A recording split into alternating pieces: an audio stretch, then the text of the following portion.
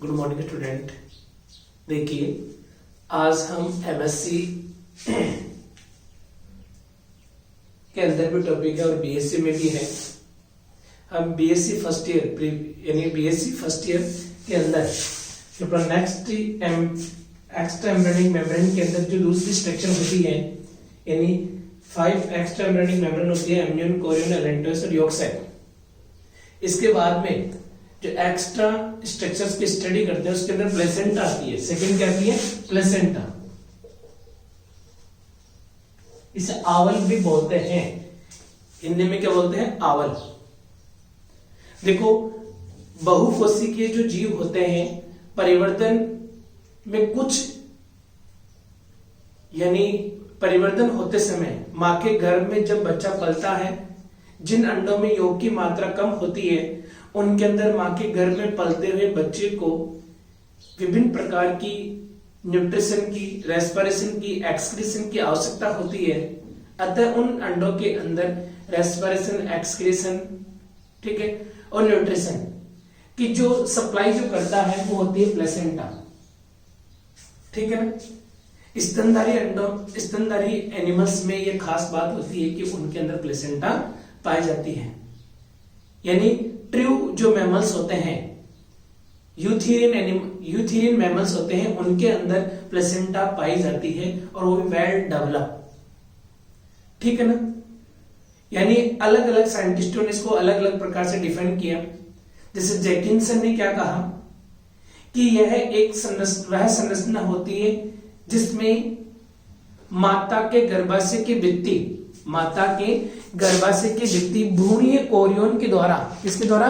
भ्रूणीय Korean के द्वारा संयोजित होकर माता और भ्रूण के बीच पदार्थों के आदान प्रदान में, यानी मां के जो भी पदार्थ होता है वो बच्चे में ट्रांसफर होते हैं, उसे हम क्या बोलते हैं? प्लेसेंटा। ठीक है। और मैथ्यू ने क्या कहा कि प्लेसेंटा एक भ्रूणीय श्वसन अंग है। मैथ्यू ने क्या कहा कि प्लेसेंटा एक भ्रूणीय श्वसन अंग है जो मां के गर्भ में पल रहे बच्चे को श्वसन के लिए रेस्पॉन्सिबल होता है। लेकिन इनका सबका अगर हम सार रूप देखते हैं तो यह पता चलता है कि सभी प्राणियों में जो भी ट्रू मैमल्स होते हैं प्लेसेंटा एक अस्थायी संरचना होती है जो गर्भावस्था के प्रारंभ में विकसित होती है, लेकिन शिशु के जन्म के पश्चात समाप्त हो जाती है। समझ गए ना? शिशु के जन्म के पश्चात समाप्त हो जाती है कंप्लीटली। अगर हम प्लेसेंटा की स्ट्रक्चर देखें तो इसमें 2 पार्ट होते हैं, मात्रक भाग और दूसरा जो होता है उसे बोलते हैं भ्रूणीय भाग।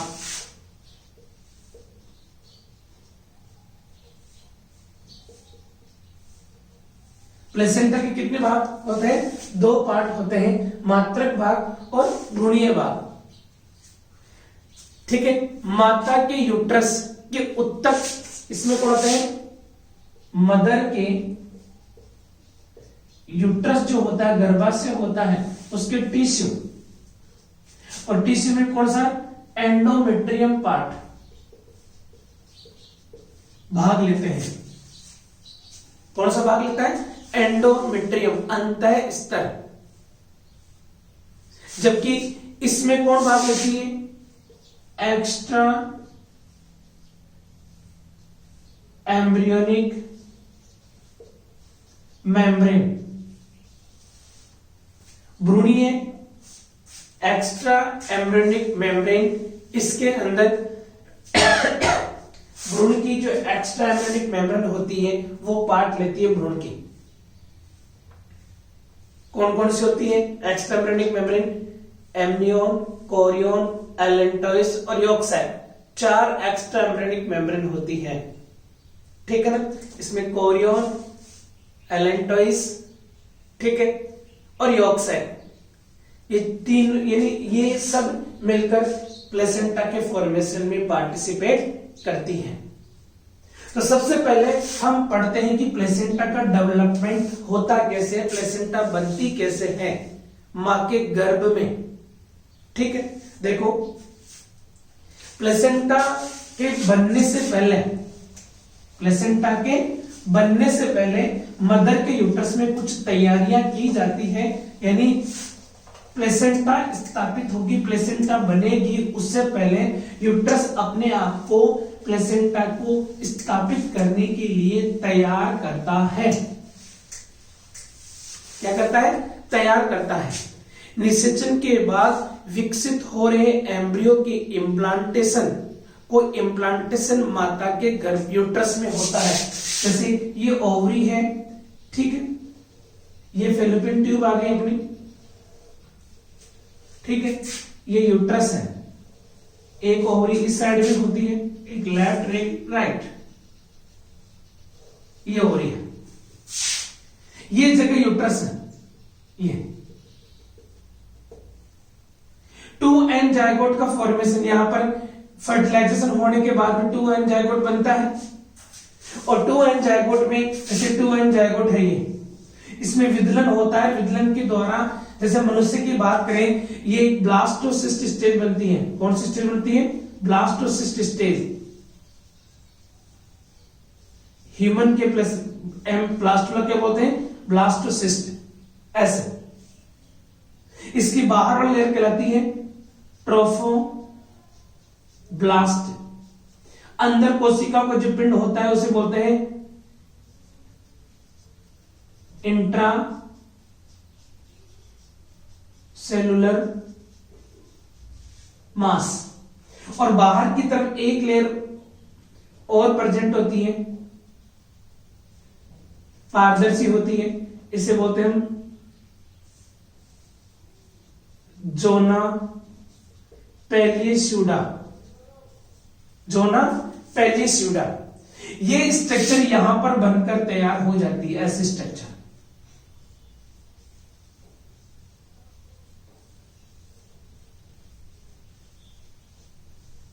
ऐसे, लेकिन ये यहां पर स्थापित होने से पहले, ये यहां पर स्थापित होने से पहले इस पार्ट के द्वारा ब्रेक जो फॉलिकल्स होती है, कौन सी फॉलिकल्स? ब्रेक फॉलिकल्स क्या बनाती है? कार्पस ल्यूटियम का फॉर्मेशन करती है। क्या करती है? कॉर्पस ल्यूटियम, पित्त पिंड। और पित्त पिंड क्या बनाता है? एक हार्मोन आता है प्रोजेस्टेरोन। कौन सा हार्मोन? प्रोजेस्टेरोन, जो ब्लड के थ्रू कहां पर जाता है? इस यूट्रस वाले इस जगह पे पहुंच जाता है, और इसको इस बच्चे के यहां पर इम्प्लांट होने से पहले इस यूट्रस में कुछ बदलाव करता है, उसमें तैयारियां करती है कि यहां पर अब बच्चा इम्प्लांट होगा। अगर यूट्रस में कोई भी बदलाव नहीं होगा तो फर्टिलाइजेशन होने के बाद भी बच्चा इम्प्लांट नहीं होता, बच्चा यहां पर स्थापित नहीं होगा। और बच्चा जब तक स्थापित नहीं होगा, प्लेसेंटा का फॉर्मेशन नहीं होगा, और डेवलपमेंट की क्रियाएं आगे सुचारू रूप से चालू नहीं होगी। ठीक है ना? इस प्रकार अब इसमें क्या क्या चेंजेस होता है, ये प्रोजेस्टेरोन क्या चेंज करता है? ये प्रोजेस्टेरोन ब्लड के थ्रू यहां पर पहुंचता है और क्या क्या चेंज करता है? इसकी जो मोटाई होती है इसको बढ़ा देता है सर, इसको थिक कर देता है, मोटा, ग्लैंडुलर कर देता है, ग्रंथिल, वैस्कुलर कर देता है, संवहनी। ये कौन सा पार्ट है? इस यूट्रस का एंडोमेट्रियम पार्ट है, अंतः स्तर, इंग्लिश में क्या बोलते हैं इसको? एंडोमेट्रियम। एंडोमेट्रियम पार्ट में ये बदलाव होते हैं, इसकी मोटाई बढ़ जाती है, ये ग्रंथिल हो जाता है यानी स्रावी हो जाता है, काफी सारी ग्लैंड्स इसमें विकसित हो जाती है। वैस्कुलर का मतलब यहां पर ब्लड वेसल्स का बहुत ज्यादा जाल बिछ जाता है। अब ये क्या कहलाएगा? ये कहलाएगा डेसिडुआ। क्या कहलाएगा? डेसिडुआ वेसिलस। इतना होने के बाद ये जो स्ट्रक्चर मैंने यहां पर बताई है, इसको मैंने बाहर बनाया है कि इसे ब्लास्टोसिस्ट स्टेज बोलते हैं। कौन सी स्टेज बोलते हैं? ब्लास्टोसिस्ट। पोस कोरक, मनुष्य का जो ब्लास्टुला होता है वो पोस कोरक कहलाता है। ये संरचना यहां पर है,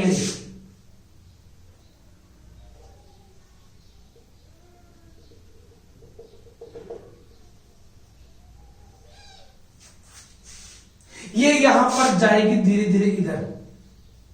इतनी बदलाव होने के बाद में अब ये पूर्ण रूप से तैयार हो चुका है कि यहां पर प्लेसेंटा स्थापित, यानी ये एम्ब्रियो यहां पर इम्प्लांट हो जाएगा।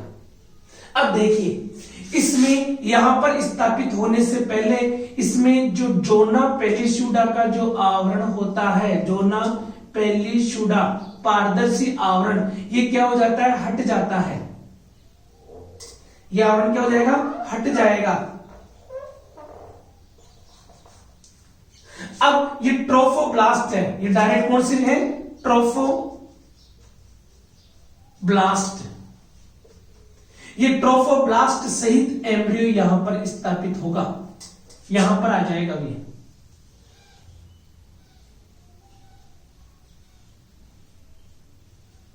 अनियमित कोशिकाओं का पिंड होता है अंदर, जिसे हम क्या बोलते हैं? इंट्रासेलुलर मास। अब ये ट्रोफोब्लास्ट डायरेक्ट किसके संपर्क में आ गई? इस डेसिडुआ वेसिलस के संपर्क में आ गई।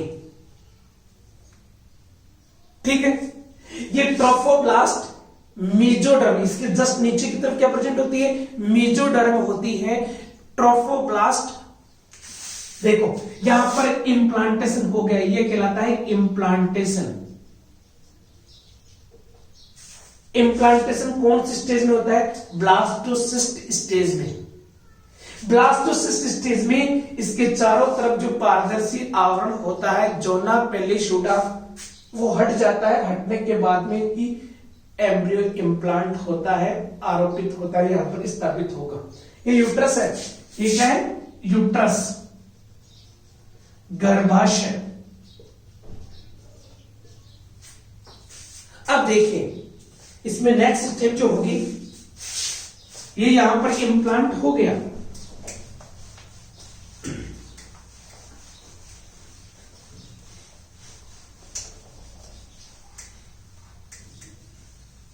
अब इसको मैं, इस डायग्राम को मैं बाहर बनाऊंगा, इसको मैं बाहर बनाऊंगा। ये देखिए, ये अब ये ट्रोफोब्लास्ट है।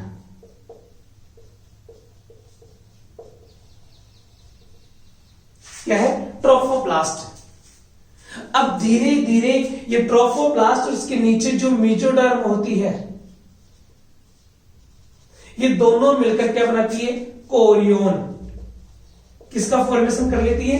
कोरियोन। ट्रोफोब्लास्ट और ट्रोफोब्लास्ट के नीचे उपस्थित कोरियोन, ये दोनों मेजोडर्म, ये दोनों मिलकर क्या बनाती है? कोरियोन का फॉर्मेशन करती है। किसका फॉर्मेशन करती है? कोरियोन का फॉर्मेशन करती है। और कोरियोन के ऊपर अंगुली के समान, किसके समान? अंगुली के समान उभार दिखाई देते हैं। क्या दिखाई देते हैं? अंगुली के समान उभार, माइक्रोविलाई का निर्माण होता है।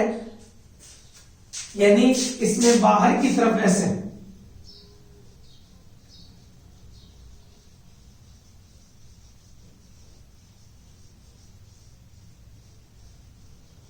ये अंगुलियों के समान उभार हैं, जिन्हें हम क्या बोलते हैं?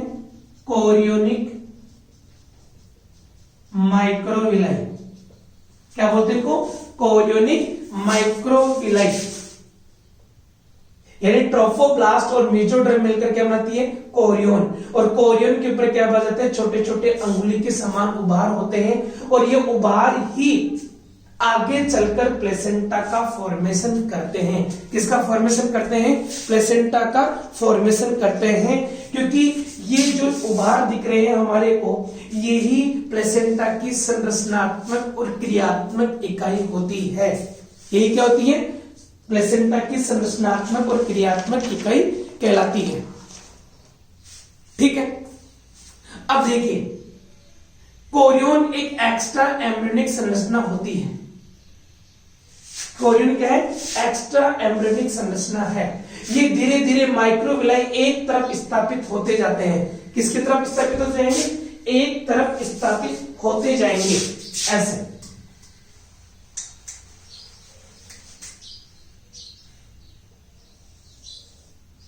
ये एम्ब्रियो है अंदर, ठीक है, ये एक तरफ स्थापित होते जाएंगे ऐसे, और धीरे धीरे प्राइमरी माइक्रोविलाई सेकेंडरी माइक्रोविलाई में कन्वर्ट हो जाएंगे, और सेकेंडरी जब तृतीय में बदल जाते हैं तो उस समय तक बिल्कुल अच्छी तरह माइक्रोविलाई का फॉर्मेशन हो जाता है, और ये माइक्रोविलाई इस यूट्रस की दीवार के अंदर धस जाती है और मदर के जो ब्लड सर्कुलेटरी सिस्टम होता है उसके टच में आ जाती है। अर्थात उस समय तक एम्ब्रियो का, यानी उस समय तक पूर्ण रूप से ब्लड वेसल्स बन जाती है एम्ब्रियो में, जिन्हें हम क्या बोलते हैं? उस समय इसमें जो माइक्रोविलाई होती है उसे हम तृतीयक माइक्रोविलाई बोलते हैं। क्या बोलते हैं? तृतीयक माइक्रोविलाई। और उन रक्त वाहिकाओं का एम्ब्रियो के सर्कुलेटरी सिस्टम से संपर्क स्थापित हो जाता है, और ये एम्ब्रियो ऐसे रूप धारण कर लेता है। कैसा? इसकी स्ट्रक्चर ऐसे बदल जाती है। ये एम्ब्रियो है, ये यॉर्क सैक है, और ये एलेंटोइस है। ये क्या है? एलेंटोइस। ये क्या है? एमनियोन। ये क्या है? Yolk sac. और ये क्या है? Chorionic microvilli. और ये कोरियोनिक माइक्रोविलाई ही इसकी दीवार के अंदर इतनी धसी रहती है। ये अंगुलियों के समान जो बार है, यही गर्भाशय की दीवार में धसे रहते हैं, और इनको ब्लड सप्लाई कौन कर रहा है? सर्कुलेटरी सिस्टम किससे कनेक्ट है? अगर ये इसके अंदर इनकी हेल्प अगर यॉर्क सैक करता है प्लेसेंटा के फॉर्मेशन के समय, देखो, Korean extra embryonic membrane placenta के निर्माण में भाग लेती है। इसी के साथ यॉर्क सैक और एलेंटोइस भी इसके निर्माण में भाग लेते हैं। अब कोरियन के साथ में यॉर्क सैक पार्टिसिपेट करेगा या एलेंटोइस पार्टिसिपेट करेगा, इसके आधार पर भी प्लेसेंटा कितने प्रकार की होती है? दो। कितने प्रकार की होती है? दो प्रकार की प्लेसेंटा होती है। अब वो कौन सी प्लेसेंटा है? एक होती है यॉर्क सैक प्लेसेंटा। कौन सी होती है? Yolk sac placenta.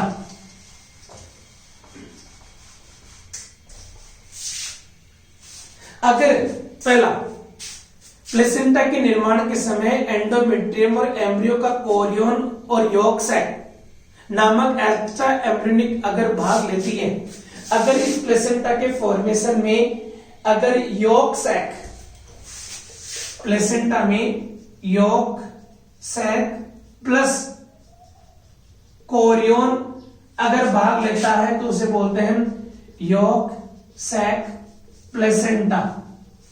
और उसमें क्या होगा? इनको ब्लड सप्लाई ये करेगा यॉर्क सैक ही,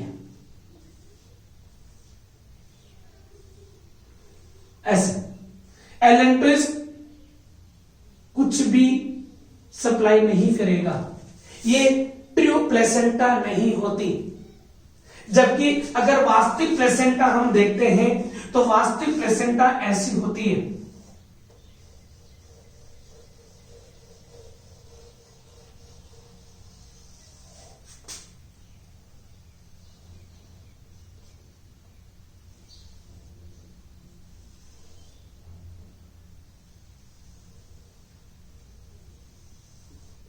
ये है एलेंट्रिस, ये है यॉर्क सैक, ये एम्ब्रियो। अगर इनको ये कनेक्ट हो, अगर यॉर्क सैक से एलेंटोइस से, किससे कनेक्ट हो? एलेंटोइस से, अर्थात प्लेसेंटा के फॉर्मेशन में एलेंटोइस प्लस कोरियन अगर भाग लेते हैं तो उसे बोलते हैं हम एलेंटो कोरियोनिक प्लेसेंटा, और यही ट्रू प्लेसेंटा होती है, वास्तविक प्लेसेंटा होती है। जबकि ये कौन सी प्लेसेंटा है? यॉर्क सैक प्लेसेंटा, जिसके निर्माण में कौन भाग ले रहा है? यॉर्क सैक और कोरियन। और ये वास्तविक प्लेसेंटा नहीं है, ये पाई जाती है मार्सुपियल्स, कंगारुओं के अंदर। किसमें पाई जाती है? कंगारुओं के अंदर, मैक्रोपस जिसका नाम है, जिनके अंदर अनकम्प्लीट यानी अनमेच्योर बेबी पैदा होता है, उनमें यॉर्क सैक प्लेसेंटा पाई जाती है, और जिनमें मेच्योर बेबी पैदा होता है उनमें एलेंटोकोरियोनिक प्लेसेंटा पाई जाती है। इस प्रकार से ये प्लेसेंटा का डेवलपमेंट और दो प्रकार की के निर्माण किससे हो रहा है उसके आधार पर प्लेसेंटा भी दो प्रकार की होती है। अब हम नेक्स्ट क्लास के अंदर जो स्टडी करेंगे वो है प्लेसेंटा का क्लासिफिकेशन। ठीक है ना? किसका क्लासिफिकेशन पढ़ेंगे? प्लेसेंटा का क्लासिफिकेशन। देखिए, प्लेसेंटा के निर्माण में मैंने आपको पहले बताया था कि प्लेसेंटा के निर्माण में मदर का यूट्रस और एम्ब्रियो दोनों पार्टिसिपेट करते हैं, दोनों भाग लेते हैं।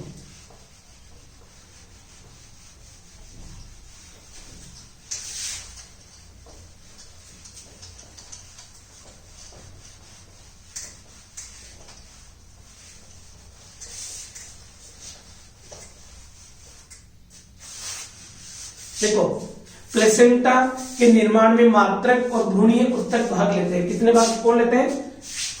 मात्रक, उत्तक और भ्रूणीय उत्तक प्लेसेंटा के फॉर्मेशन में भाग लेते हैं। एक नॉर्मल हिस्टोलॉजिक लेवल प्लेसेंटा देखते हैं तो उसमें ऐसी स्ट्रक्चर होती है।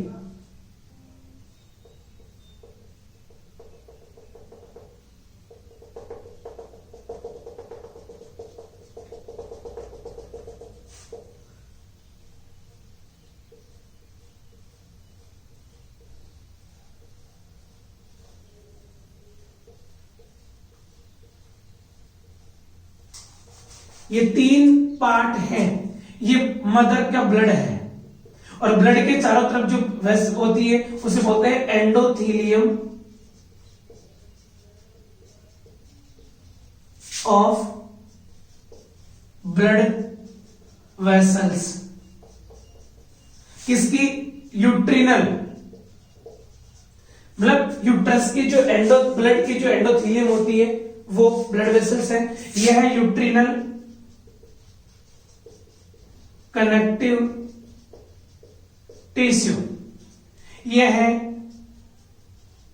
एंडोमेट्रियम। ठीक है, अब ये तीन पार्ट तो किसके हो गए? मदर के। अब तीन पार्ट आएंगे किसके? फिटस के।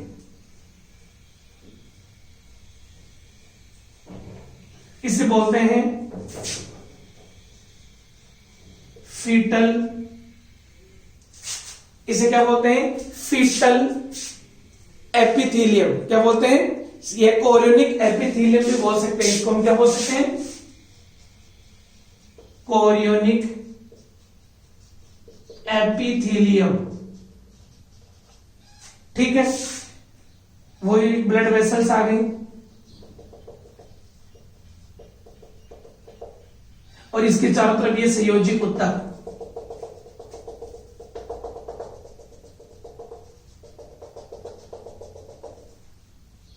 ठीक है, ये आ गया फीटल कनेक्टिव टिश्यू, और ये क्या है? Fetal endothelium of blood vessels, fetal endothelium of blood vessels. तो ये तीन पार्ट किसके हैं? फीटल हैं, भ्रूणीय। और ये तीन पार्ट किसके हैं? मात्रक। यहां से इस ब्लड से या इस ब्लड से पदार्थ को इधर आने के लिए कितने अवरोध पार करने पड़ते हैं? 6 अवरोध पार करने पड़ते हैं। पहला अवरोध इस ब्लड वेसल्स की जो दीवार होती है एंडोथेलियम, फिर कनेक्टिव टिश्यू, फिर ये एंडोमेट्रियम, फिर कोरियोनिक एपिथेलियम, फिर ये फीटल कनेक्टिव टिश्यू और फिर ये। अतः ये 6 अवरोध पार करके इस यूट्रस यानी इस फीटस के भ्रूण के ब्लड तक कोई चीज पहुंचती है। अतः कितने उत्तक भाग लेते हैं? 3 उत्तक, पहला, दूसरा और तीसरा। ये कितने हो गए? 3 किसके हो गए? मां के गर्भाशय के। फीटस के हो गए 1, 2 और 3। ये 3 उत्तक किसके हो गए? ये हो गए भ्रूणीय उत्तक। इस प्रकार से इसके निर्माण में इतने भाग पार्टिसिपेट करते हैं। अब नेक्स्ट क्लास के अंदर हम प्लेसेंटा का क्लासिफिकेशन की स्टडी करेंगे। जय हिंद।